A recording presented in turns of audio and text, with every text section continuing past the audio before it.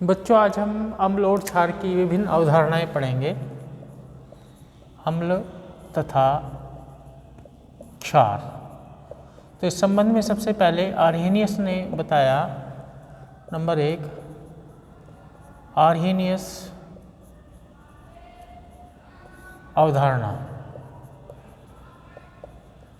Arrhenius के अनुसार जो पदार्थ जलीय विलयन में H+ आयन देते हैं अम्ल कहलाते हैं, और जो पदार्थ जलीय विलयन में OH- आयन देते हैं क्षार कहलाते हैं। जैसे अम्ल के उदाहरण हम देखें तो ये HCl है, H2SO4 है, HNO3N के बारे में तो हम जानते ही हैं। इनके अलावा और भी जो पदार्थ हैं जो जलीय विलयन में H+ आयन दे सकते हैं, वो सभी पदार्थ आर्हेनियस के अनुसार अम्ल कहलाते हैं। और जो जलीय विलयन में OH- आयन देते हैं वो क्षार कहलाते हैं। जैसे NaOH sodium hydroxide, KOH potassium hydroxide, NH4OH ammonium hydroxide, ये सभी क्षार हैं क्योंकि जलीय विलयन में OH- आयन देते हैं। इसके बाद दूसरी अवधारणा है ब्रोस्टैंड तथा लोरी अवधारणा।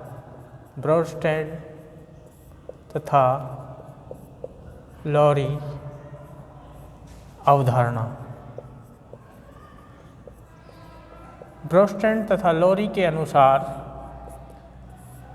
किसी क्रिया में कोई पदार्थ जब दूसरे पदार्थ को H+ आयन देता है अम्ल कहलाता है, तथा जो पदार्थ H+ आयन ग्रहण करता है क्षार कहलाता है।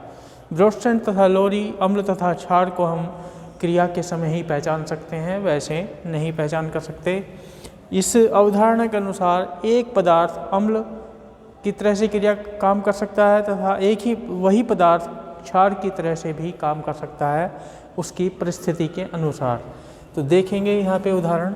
जैसे ये एक पहला उदाहरण ये है CH3COOH एसिटिक अम्ल। इसको जब हम जल में घोलते हैं H2O तो ये H+ H2O को दे सकता है और ये CH3COO निगेटिव में बदल जाएगा और ये H3O+ में। तो ये क्या हुआ, इसने H+ आयन दिया, ये हुआ ब्रोस्टैंड लोरी के अनुसार अम्ल, और इसने ग्रहण करा तो ये ब्रोस्टैंड लोरी के अनुसार हुआ क्षार। इधर से भी हम देखें विपरीत दिशा में क्रिया होती है तो ये CH3CO- यहाँ से H+ आयन ग्रहण कर सकता है तो ये ब्रोस्टैंड लोरी के अनुसार हुआ क्षार, और ये हुआ ब्रोस्टैंड लोरी के अनुसार अम्ल। दूसरा उदाहरण हम देखें, जैसे ये अमोनिया है NH3, इसको हम जल में घोलें तो अमोनिया जल से एक H+ आयन लेकर के NH4+ में बदल जाती है और ये OH- यहाँ पे बचता है। और जब उल्टी क्रिया होगी तो NH4+ इसको H+ देगा और ये OH निगेटिव H+ ग्रहण करेगा। तो यहाँ देखेंगे NH3 ने H+ आयन इससे लिया तो ये हुआ क्षार, और इसने H+ आयन दिया तो ये हुआ अम्ल।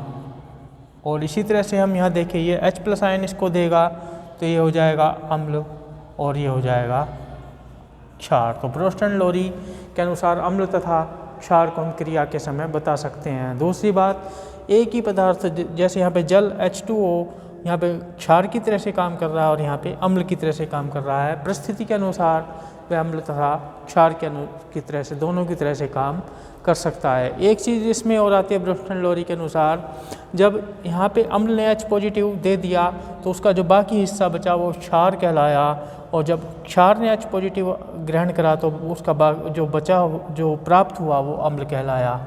तो ये जो हमें अम्ल से क्षार और क्षार से जो अम्ल प्राप्त हो रहे हैं एक दूसरे के संयुग्मी कॉन्जुगेट अम्ल क्षार कहलाते हैं, संयुग्मी अम्ल क्षार कहलाते हैं। जैसे एसिटिक अम्ल का संयुग्मी क्षार होगा एसीटेट आयन, और H2O यानी जल का संयुग्मी अम्ल होगा H3O+। इसी तरह से उल्टा करके हम कह सकते हैं एसीटेट आयन का संयुग्मी अम्ल होगा CH3COOH और H3O+ जो ये अम्ल है इसका संयुग्मी क्षार होगा H2O। इसी तरह से हम इनको भी कह सकते हैं। नंबर 3, लुईस अवधारणा। लुईस के अनुसार जो पदार्थ इलेक्ट्रॉन का जोड़ा ग्रहण कर सकते हैं अम्ल कहलाते हैं तथा जो पदार्थ इलेक्ट्रॉन का जोड़ा दे सकते हैं वो क्षार कहलाते हैं। इसके उदाहरण जैसे लुईस अम्ल के उदाहरण होंगे ये बोरोन ट्राईफ्लोराइड।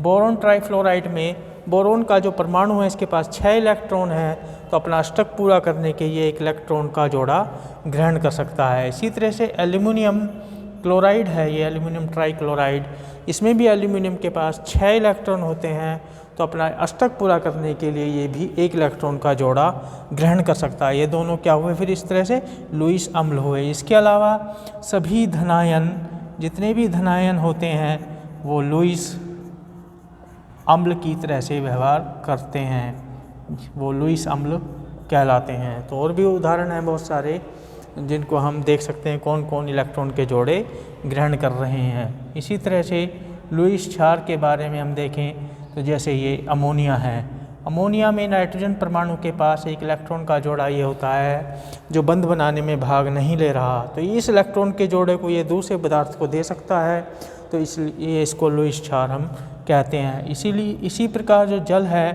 जल के अणु में ऑक्सीजन परमाणु के पास 2 इलेक्ट्रॉन के जोड़े ऐसे होते हैं जो बंध बनाने में भाग नहीं ले रहे, इन जोड़ों को भी यह दूसरे पदार्थ को दे सकता है। इस वजह से जल भी क्या कहलाता है, लुईस क्षार कहलाता है।